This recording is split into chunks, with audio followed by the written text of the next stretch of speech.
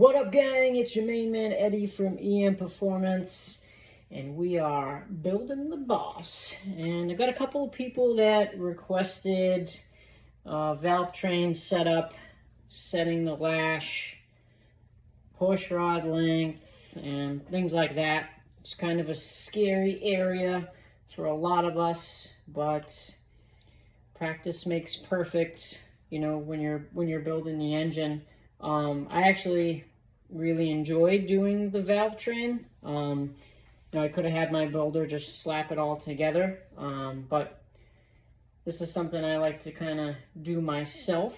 Not that I don't trust the builder or anything like that, but I feel very comfortable setting up the valve train, getting the correct push rod length and things like that, because when you feel more comfortable with it, you can start to really put the things that you want into your valve train. You know, particularly, you know, specific rockers and specific push rods, because obviously there's different lengths, but there's also different wall thicknesses as well, and things like that, little things like that. But all which changes, you know, your valve train performance. And your valve train performance is a huge dictator on your horsepower too.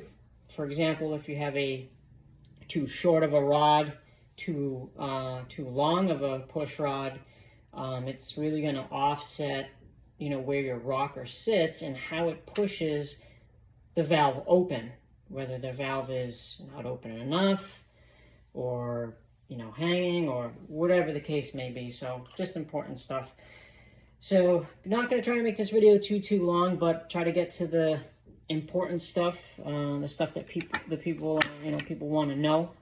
So first I want to start off with measuring for push rod length. Typical Fox body engines use a shorter push rod length. I believe it's correct me if I'm wrong, a 5.6, something on those lines. But you can get different length push rod checkers, and what a push rod checker does is it's able to get longer and shorter, so you can get the desired length for your application. So with this particular application, nothing is at factory settings, so it requires a particular push rod length. And with that being said, my setup requires something longer than a factory push rod length checker can handle. So I had to go to the 6.8 to the 7.8 length checker to get my desired length push rod on this. So what you're typically doing with this is you don't have your push rods in there, and you're taking the checker, and I typically go through each cylinder with, I know it's a little excessive, but it's important, go through each cylinder and put the checker in. You're going to mark the tip of where the rocker sits, and you mark it with a dry erase marker, because you can easily wipe it off after you're doing your repetition markings. But the goal is to get the tip of the rocker in the middle of the valve tip, so perfectly centered, so when it pushes down, it's opening all the way. It's not on the corner of the tip, or where a short push rod would be too far back on the tip, so it's not going to open enough, so on and so forth. So this is an important step of measuring your push rod to get your length, so you can order push rods if it's not a factory setting. So this is a very time consuming, you know, or at least I feel it is, because you got to go very slow, and you're measuring and measuring just to make sure it's perfect. I measured quite a few times to get this particular set here. And then I was able to choose the wall diameter. I went a little bit thicker for boost.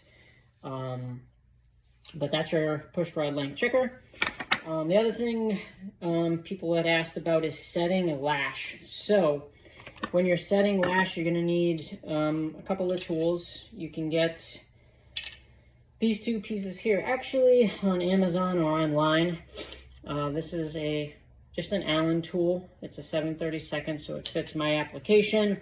There are different sizes as well, so it really depends upon your application. So this is for my specific application, and I believe this is a 5/8, I believe. But anyway, this tool is really nice. It is a 5/8. So it allows you to tighten the set screw when you're setting lash, and also get your turn in, your 3/4 turn in, to set your preload into your lifter.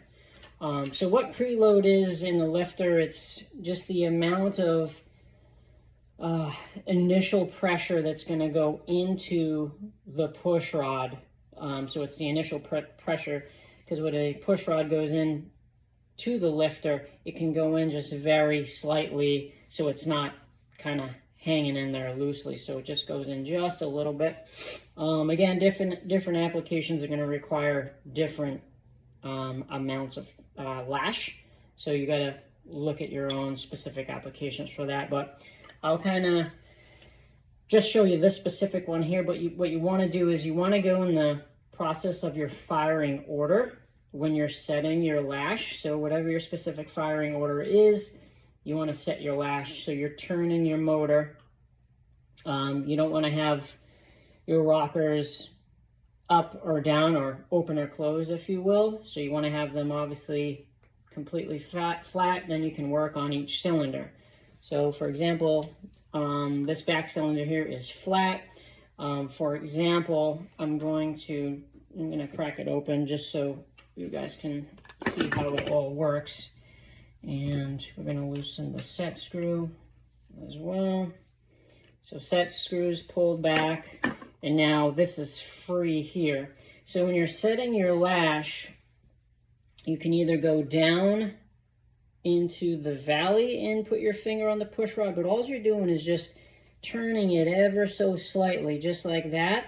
And when you turn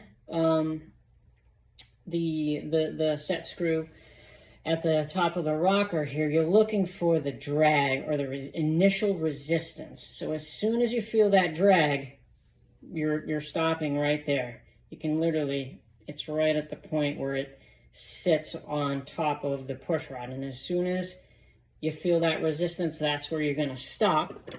And for my application, it's 3/4 turns, so it's going to spin around straight up. I'm going to put my Allen key right in here, Allen wrench, whatever, and I'm going to tighten that up, and just tighten that nice and good. And then you're also going to torque these as well, but I'm just showing you just for an example.